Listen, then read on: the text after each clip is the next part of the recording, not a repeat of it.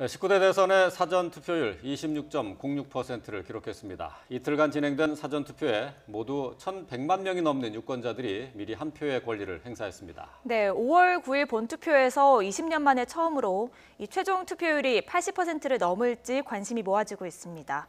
YTN 개관 해설위원인 김형준 명지대 교수 그리고 김만음 한국정치아카데미 원장과 함께 알아보겠습니다. 네, 안녕하세요. 안녕하십니까? 네, 안녕하세요. 네. 자, 이틀간의 사전 투표였는데요. 집계 결과 26.06%. 글쎄요, 누구도 예상하지 못한 투표율이 아닌가 싶은데요. 이렇게 투표율이 높은 이유가 어디에 있을까요? 첫날 11.7%를 넘었을 때 20%를 넘느냐가 관심의 초점 아니었습니까? 예. 아무래도 사전 투표하려고 했을 때 첫날 되게 많이 했을 거다. 둘째 날은 좀 약할 거다 했었는데 둘째 날 훨씬 많이 나왔습니다. 지금 대선에서는 맨 처음 한 것이기 때문에 무엇을 기준으로 높았나 낮았나 할 수 없겠지만 예. 되게 기대치보다 훨씬 높게 나왔죠. 우선 기본적으로는 대선 투표라는 것이 다른 투표에 비해서 훨씬 관심이 높은 거 아니겠습니까? 예. 우리가 지금 그전에는 했던 것이 지방선거하고 국회의원 선거인 총선거하고 두 번의 경우에 사전투표가 적용이 됐었죠. 그 당시에 예컨대 지난해 그 4.13 총선은 전체 총 투표율이 58% 기준이었기 때문에 예. 그전에 대선의 경우 75.8% 아닙니까? 전반적으로 대선의 투표율이 높기 때문에 예. 하나는 그런 가늠에서 볼 수 있겠고요. 또 하나는 사전 투표가 점점 익숙해져 가면서 예. 5월 9일 날 이른바 당일 투표를 하기 전에 미리 투표하는 좀 사람들이 그런 인식이 많이 생겼지 않나 좀 그렇습니다. 여기에다가 최근에 저는 일정하게 투표 참여의 열기가 상당히 반영된 거 아닌가 그렇습니다. 다만 종합적으로 봤을 때 전체 최종 투표율에서 사전 투표가 차지하는 비중이 얼마나 될지 이것은 예. 좀 두고 봐야 되겠습니다. 26.06%면 100명 중에 26명이 사전 투표를 통해서 투표에 참여했는데 나머지 74명 정도 중에서 과연 얼마나 5월 9일 날 투표에 참여할지 이후에는 우리가 그 전체 투표 구성에서 사전 투표가 차지하는 비율을 한번 따져봐야 될 겁니다. 그동안에 예. 지방선거, 총선거에서는 총투표의 20%, 21% 정도가 사전투표가 차지했는데 예. 그 기준으로 보자면 100%가 넘어버리는 게 되니까요. 예. 이후에 비중이 얼마나 될지 좀 봐야 될 것 같습니다. 예. 네, 저희가 투표율을 사전 투표율을 지역별로도 한번 분석해 볼까 하는데요. 그래픽 한번 주시죠. 네. 예, 저희가 상위와 하위 지역으로 나눠봤는데요. 먼저 상위 지역들입니다. 세종이 34.48% 그리고 광주가 33.67%를 보이고 있고요. 또 하위 지역을 한번 보실까요? 예, 영남 지역이죠. 대구가 22.28% 그리고 부산이 23.19%로 평균보다 약간 낮은 수준을 보였습니다. 광주 전남에서는 10명 중 3명이 사전투표를 했고요. 또 상대적으로 영남에서는 선택을 유보했다 이런 분석이 나오는데 두 분은 어떻게 보십니까? 일단 전형적인 서고 동조 현상이 예. 뚜렷하게 나타났는데요. 2012년 대통령 선거 때 투표율 보면요. 광주가 80.4%치는 제일 높았었어요. 예. 그다음에 이제 대구가요. 그 다음으로 높았었던 79.7%로 굉장히 높았었거든요. 그런데 그에 비하면은 광주는 호남은 그대로 지난 대통령 선거와 유사한 형태를 보이고 있는데 실질적으로 보면은 대구나 부산 이쪽이 낮게 나왔다는 거는 호남 유권자분들은 이제 확신에 차서 투표를 지금 하고 있는 것이고 예. 또 대구를 포함한 영남 유권자분들은 머뭇머뭇거리고 있는 것 같아요. 예, 그러니까 예. 결국은 현재 나타나고 있는 여러 가지 현상 중에서 결국은 이제 박근혜 전 대통령 촛불 민심이 이번 투표에 반영됐다고 볼 수 있는 부분도 굉장히 강한 것이고요. 예. 실제로 우리 선거 이론상으로 보면 투표율이 높아지는 요인은 세 가지예요. 정치 관심도가 얼마나 있느냐, 그리고 내가 참가하면 세상을 바꿀 수 있다라는 예. 정치 효능감이 얼마나 강하냐, 그리고 마지막으로는 유권자를 편을 나누는 대형 이슈가 있을 때 투표율이 높아지거든요. 예. 그런데 이슈는 뭐 이렇게 크게 나타나지 않았기 때문에 결국은 관심도하고 효능감이라는 이 두 가지 변수가 굉장히 작동될 수밖에 없었던 거고요. 예. 편의성 문제라든지 이거는 지난 2012년도, 16년도 총선에서도 편의성은 똑같았기 때문에 그것 때문에 투표율이 높아졌다 보기는 좀 어렵고요. 오히려 유권자들의 여러 가지 그런 그 정치적인 관심이나 열기, 성숙도가 다른 어떤 선거 때보다도 굉장히 고조되고 있기 때문에 이런 현상이 나타나지 않을까라는 생각이 좀 들고요. 한편으로 서쪽, 호남 지역에서 사전 투표율이 높았다는 거는 그 두 지역을 아주 강하게 대표하고 있는 문재인 후보와 안철수 후보의 양강 구도가 치열하게 전개되고 있기 때문에 예. 그것이 실질적으로 투표로 나타나지 않았나 생각이 좀 들고요. 영남 지역에서는 뚜렷한 아주 두 양강 구도보다는 머뭇거리는 보수 부동층들이 많다는 것을 보여주는 하나의 지표로 볼 수 있겠습니다. 예. 말씀하신 것처럼 서고 동저 현상이 나타났다고 이제 평가를 할 수가 있겠는데요. 근데 이게 이제 어느 후보에게 딱히 유리하냐 이것을 지금 아직 섣불리 예단하기는 좀 쉽지 않은 상황이죠. 그러겠죠. 다 다의적인 해석이 가능하니까요. 저도 김영준 교수하고 뭐 같은 뭐 비슷하게 해석을 합니다. 그 점에서 보자면은 적어도 사전 투표에서는 호남 지역을 중심으로 양강 구도가 상당히 뚜렷하게 나왔지 않았는가 이 정도는 확인할 수 있겠습니다. 예. 여기서 양강은 문재인과 안철수의 양강을 얘기할 수 있겠죠. 전체적으로 보면 사실상 좀 이런 것도 있습니다. 지역의 뭔가 그 거주 형태라든가 생활 패턴이 좀 반영된 그런 특성도 기본으로 있다. 예. 왜냐하면은 이 지금 비슷한 양상이 지난번 20대 총선에서 비슷하게 나왔거든요. 당시에도 호남권이 사전 투표율이 가장 높았고 예. 대구가 낮은 그런 경향이 있었습니다. 그럼에도 불구하고 이번의 경우는 호남 지역은 특별하게 지금 문재인과 안철수와 문재인 간에 상당히 서로 간에 경쟁하는 그런 구도가 반영된 느낌이 있고요. 대구 지역은 지금 보수의 핵심 축이 무너진 상황에서 지금 재정비가 되는 과정에 있지 않나. 그래서 네. 아직도 부동층이 남아있는 상태에서 결정하지 못한 그런 가운데 조금 다른 지역에 비해서 상대적으로 조기에 적극적으로 참여하려는 의지가 좀 약한 그런 분위기도 반영된 것 같습니다. 네. 예, 이렇게 이 지역별 투표율이 공개가 됐기 때문에 이야기를 해볼 수 있는 건데 연령별 투표율은 공개가 되지 않았습니다. 왜 비공개로 하는 겁니까? 실질적으로 보면 이제 그 부분에 논쟁이 많은데요. 네. 뭐 공개를 해도 별로 꽤 큰 영향은 없음에도 불구하고 이게 일종의 사전에 마치 그런 그 유권자들에게 그 정확하지 않은 정보를 줄 수 있다라는 그런 그 부분이 있는 것 같아요. 그러니까 일종의 공정성에 대한 문제에 대한 것을 이제 제기를 하고 있기 때문에 예를 들어 20대, 30대의 투표, 사전 투표는 굉장히 높다. 라고 하면 상대적으로 50대, 60대 나이 드신 분들이 투표율도 높아질 수 있는 가능성이 높기 때문에 저는 예. 오히려 연령별 투표율도 좀 공개를 했으면 좋겠다라는 생각이 좀 드는데요. 특히 이번에는 뭐 많이 지적하는 것 중에 하나가 깜깜이 선거라는 거를 얘기를 많이 하고 있잖아요. 그렇죠. 통상 어느 후보가 앞서고 있는지를 모르는 상태에서 오히려 가짜 뉴스가 막 판을 치고 있기 때문에 이것을 막을 수 있는 하나의 제도 장치로서 연령별 투표율을 공개하는 것도 하나의 방법이라고 저는 봐요.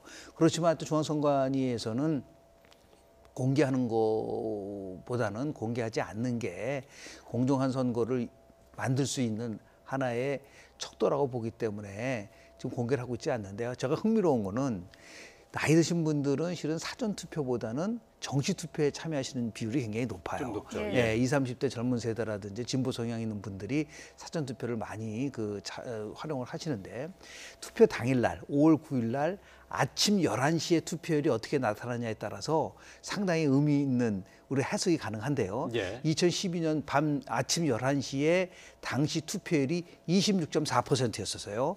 그런데 정확하게 20년 전에 정권 교체가 이루어졌던 97년 당시에 11시에 투표율이 26.2%였었습니다. 그러니까 다시 얘기해서 2012년도의 대선 때가 97년보다 11시 때 투표율이 높다는 것은 고연령층, 나이 드신 분들 투표에 많이 참여했을 것이라는 예. 추론이 가능했고 예.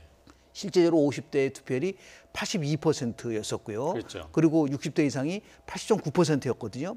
그래서 이 상황을 보고 내가 투표에 참여하겠구나. 특히 이제 보수 경향이 강한 유권자라든지 영남에서 있는 유권자분들이 아침에 만약에 지난 5년 전보다 투표율이 굉장히 높아졌다는 거는 예. 이 사전 투표에 영향력이 있구나. 결국은 집결해서 나름대로 자기의 표를 행사하겠다라는 그런 것을 보여줄 수 있는 것이 있기 때문에 이 사전 투표가 그래서 어느 한쪽으로 유리하다 불리하다고 얘기가 어려운 게 저는 정시 투표에서 지금까지 주저주저했었던 샤이 보수층들이 투표장으로 갈 수 있는 동기, 유인을 줬었던 거라고 저는 해석하고 싶습니다. 사전 투표가 높았었기 때문에 그렇습니다. 당연히 중장년층들이 이제 투표를 많이 했다 이제 그렇게 해석할 수 있다. 투표를 할 가능성이 높다는 거죠. 5월 자극을 9일 날 받아서요. 자극을 받아가지고 그럴 수도 있습니다. 예. 지금 이제 그런 것을 노래 가지고 홍준표 후보가 지금 이제 계속 이제 끌어당기려고 하고 있는 것 같은데요. 지금 사전 투표 관련해서 이런 점이 남아 있습니다. 현재 이제 사전 투표는 출구 조사를 지금 할 수가 없기 때문에 하지 못하게 돼 있는 상황이기 때문에 5월 9일 날 투표를 마치고 출구 조사가 발표가 됐는데 기존의 여론조사에 부합하는 방향으로 확실하게 차이가 나게 결정난 모르겠지만은 만약에 박빙의 결과가 나왔을 때요. 예. 참 판별하기 어려울 겁니다. 지금 왜냐하면 사전 투표가 차지하는 비중이 지금 26%가 넘는 상황이기 때문에 기존의 나머지만 가지고 지금 출구 조사를 할 것인데 거기서 박빙의 차이가 났다. 그럼 사전투표의 성격에 따라서 결과가 달라질 수가 있어서 상당히 이 부분도 새로운 과제가 되고 있습니다. 네. 물론 예. 지난 총선 때도 5 가운데서요 4군데가 사전투표 때문에 뒤바뀐 적이 있거든요. 그러니까 지금 이제 그 우리가 출구조사에 대한 말씀을 좀 드리면은 우리 8시까지 이번에 투표를 하니까 예. 꼭 8시까지 투표를 하시길 일단 말씀을 드리고요. 1시간 전에 모든 출구조사를 마칩니다. 그런데 지금 1시간, 숨어있는 1시간을 어떻게 예측할 거냐가 굉장히 어려운 점이었었는데 예. 이번에는 사전 투표가 26%까지 되다 보니까 이 출구조사가 과연 맞을 수 있을 것인가. 예. 물론 이제 이 깜깜이 선거 내에서도 계속해서 여론조사를 하기 때문에 그 여론조사의 내용과 출구조사를 통해서 이제 예측을 하게 됐는데 여하튼 사전 투표율이 26%가 되니까 제일 지금 곤혹스러운 데가 예. 출구조사를 담당하고 있는 분이 그렇군요. 있을 가능성이 예. 있습니다. 출구조사도 이제 신뢰도에 영향을 좀 받을 수 있는 가능성 그런, 충분히 있죠. 네. 가능성을 남겨놓고 있네요. 근데 어쨌든 사전 투표가 26%를 넘어서면서 그렇다면 이제 본 투표를 포함해서 전체 투표율이 이제 80%를 넘길 것인가 이 부분도 좀 관심인데요. 어떻게 보세요? 저 역시 궁금한데요. 이번에 사전 투표하는 양상을 보니까 이제 투표를 상당히 축제라든가 역사의 현장으로 느끼는 젊은 층이 좀 많아진 것 같습니다. 그래서 네. 이전보다는 투표 참여 열기가 분명히 높은 것은 분명하다. 그런데 제가 앞서 말씀드렸지만 과연 전체 투표에서 사전 투표가 차지하는 비중이 어느 정도 될지 이것은 저도 확신을 못할 것 같습니다.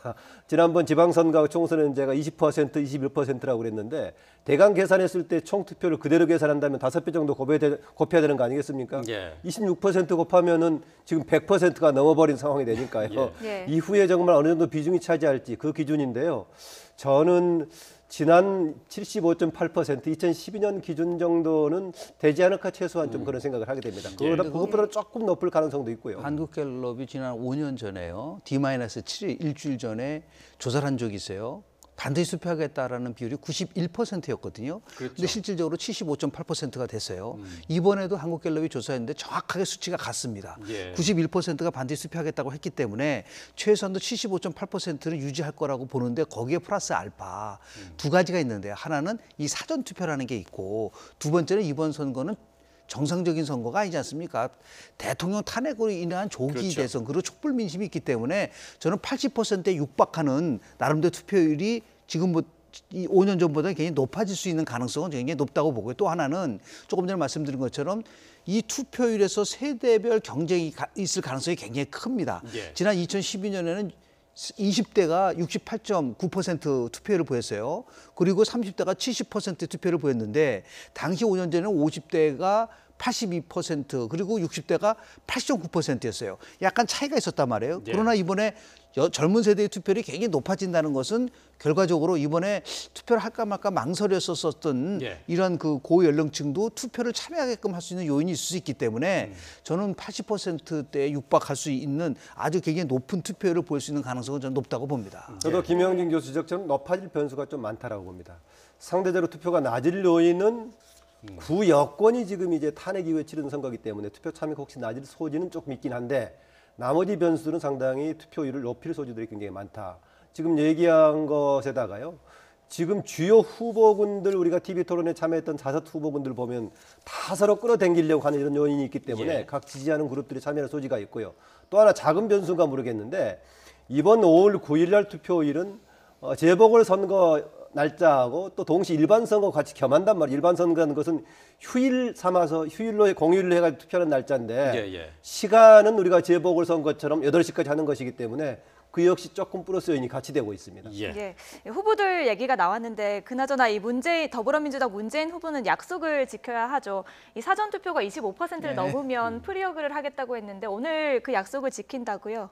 뭐 어제 약간 논란도 있었죠. 프리허그 하다 뭐 경험 문제도 있고 해서 예. 또 취소한다는 논란도 있었는데 오늘 한다고 하니까 문재인 후보로서는 좋은 이벤트를 성공해가지고 추가적으로 다른 후보들에 비해서 한 번에 더 이벤트를 만들어가지고 주목받는 효과를 만들 수 있기 때문에 뭐 아주 사전에 설정을 좀 잘한 것 같습니다. 예.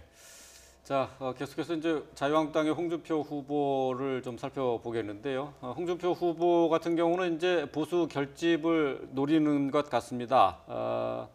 바른정당의 탈당파의 복당을 서둘러 달라고 얘기를 했고요. 또 그리고 이미 이제 친박계가 징계를 당한 상태인데 당원권이 정지돼 있죠. 이제 징계를 해제를 해야 되겠다. 좀 빨리 해줬으면 좋겠다 이렇게 요구를 했는데, 근데 이제 새누리당이 아니죠. 자유한국당의 이제 비대위에서는 지금 아직 그 별다른 움직임이 없어요. 지금 이재윤 앵커 얘기하신 대로 만약에 그대로 돌아가면 새누리당이 되는 거죠. 쉽게 그 얘기가 나온 건데요. 아직 답은 없는 상황인데 만약에 이게 처리가 된다면은 형식상으로는 홍준표 후보는 사실상 본인이 실질적으로 보수 후보 단일화된 거다, 뭐 이런 주장을 할 수가 있는 거겠죠. 그런데 지금 나왔던 그 13명 탈당했던 사람들 중에서 1명은 이미 복귀를 해버린 상황이고 또 붕 떠 있어서 이 부분이 정리가 안 되고 있는 것 같습니다. 오히려 상대적으로 유승민 후보가 명분상 국민적인 지지를 받아도 좀 쏠리고 있는 경향이 있는데요. 그러나 기존의 홍준표 후보를 지지하려고 하다가 이번 사태를 겪으면서 유승민 후보에 가는 쪽보다는 좀 다른 성향을 가진 유권자들이 조금 가는 경향이 있는데 당장은 이 부분이 좀 정리가 안 될 것 같습니다. 무엇보다도 탈당했던 사람들의 공중에 붕 떠 있는 상황이고요. 나중에 지금 홍준표 후보가 정리해서 지금 2, 3일 내에 당적을 자유한국당으로 정리가 된다고 하더라도 그 효과는 아직은 이번 선거에 그렇게 미칠 건가? 오히려 중간에 파동이 낳은 부작용이 좀 남아있는 가운데 선거를 치르지 않겠나 그런 생각이 듭니다. 예, 그리고 어제 홍준표 후보가 김종필 전 총리를 예방했습니다. 어떤 대화가 오갔는지 저희가 그래픽으로 준비했는데 한번 보시죠. 예, 홍준표 후보가 조금만 도와주시면 제가 될 수 있습니다. 이렇게 얘기를 하니까 김종필 전 총리가 이 문재인 후보를 향해서 김정은이 자기 할아버지라도 되나 이런 발언을 했습니다. 김 전 총리가 뭐 지지는 아니었다, 격려 차원이었다 이렇게 얘기를 했지만 더불어민주당 문재인 후보에 대한 비난이 오가면서 이 논란이 일고 있죠.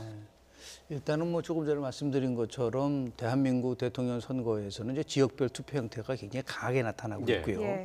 역대 선거를 보더라도 충청의 민심을 잡는 후보가 승리한다라는 그런 통설이 있을 정도로 충청이 이제 캐스팅 보트 역할을 졌어요. 실질적으로 87년서부터 2012년까지 6차례의 민주화 이후의 선거에서요. 충청북도에서 1등하는 후보가 항상 1등했습니다.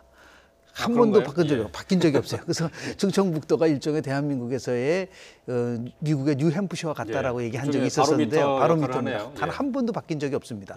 그렇기 때문에 이제 충청의 민심이 이제 중요하다는 것을 알고 아마 이제 홍준표 후보가 이제 김종필 전 총재를 찾아가서 이제 도움을 청했었던 거라고 좀 보는데요. 실질적으로 이념적 성향을 보면은 선거가 가까이 오면 과거를 보면은 진보가 40%, 중도가 20%, 그리고 보수가 40%로 재편됐었어요. 근데 지금은 최근의 형태를 보면은 그게 30, 20, 20, 30으로 변화되고 있거든요. 30이 진보고 20%가 중도 진보, 그리고 20%가 중도 보수예요. 나머지 30%가 보수인데 지금 여러 가지 후보들이 이 40%의 중도 진보와 중도 보수로 나눠져 있다는 걸 정확하게 인식하고 있지 못하는 것 같아요. 그러니까 홍준표 후보 같은 경우 지금 뭐 탈당파, 친박 용서하자 이렇게 하고 있는데 이거는 중도 보수로부터 이탈을 가져올 수 있는 위험성이 있는 그런 그 전략이라고 저는 봅니다. 물론 포용하는 모습을 보일 수도 있겠으나 막판에 이 사람들이 지금 굉장히 부동층화돼 있는데 이 상황을 보고 야 이거 어떻게 하지라고 한 번쯤은 머뭇머뭇거리게 할 수 있는 부분들이 있기 때문에 이거는 굉장히 나름대로 나중에 평가를 하겠지만은 조심스러워 할 부분은 있다라는 걸 말씀을 좀 드리고요. 그러니까 홍준표 후보한테는 좀 위험스러운 행보다. 그러니까 결국 뭐냐면 결국 선택을 하게 된 것이죠. 그러니까 중도 보수층을 보다는 확실한 보수의 30%를 끌어들여서 막판에 결국은 35%, 37%, 38% 싸움을 하겠다. 그러니까 철저한 집토끼 전략을 통해서 결국 마지막에 D-1, 2, 3에서 승부를 걸겠다는 전략을 핀 거예요. 근데 그게 과연 먹힐지 안 먹힐지는 실질적으로 우리가 이제 대통령 선거 끝나고 나서 이제 후보 분석을, 득표율 분석을 해보면 나올 텐데 실질적으로 보면 마지막에 결정적으로 후보의 승패를 가늠하는 거는 결국은 중도층에 의해서 움직여지는 부분들이 많았기 때문에 그것이 이번 선거에서도 과연 어떻게 적용이 될지 한 번 정도 규칙화 주목됩니다. 자, 홍준표 후보로서는 승부수를 띄었다라고도 얘기할 수 있겠네요. 그렇습니다. 자, 계속해서 이제 국민의당 안철수 후보 얘기로 넘어가 보도록 하겠습니다. 지금 뚜벅이 선거 운동 중이죠. 신선하다는 반응도 있기는 한데 지금 대구를 시작으로 오늘은 야권의 심장 광주를 찾아갑니다. 지금 안철수 후보의 선거 운동 효과적이라고 봐야 되나요? 일단 주목은 받고 있는 것 같습니다. 예. 네. 중간에 이동은 차량을 할 수밖에 없겠죠. 현장에서 이제 걸어서 뚜벅이 이른바 유세를 한다라고 하고 있는데 일단 주목을 받는데 저는 시간적으로 조금 더 한 일주일 정도 빨리 했으면 많은 예. 지역을 다닐 수 있지 않을까. 오히려 더 하는 일찍 거죠. 했으면 좋았겠다. 어쨌든 간에 세력적 주목을 받고 있는데요. 최근에 와서 안철수 후보가 그런 얘기를 하고 있죠. 1, 2번보다는 3, 4, 5번이 미래와 변화를 위해서 적절한 후보다. 1, 2번은 부정치를 복원하는 것이다. 서로 적대적인 공생을 하는 그런 관계다라면서 본인의 중심을 얘기하고 있고요. 심지어는 이중으로 같이 선전을 하고 있는데요.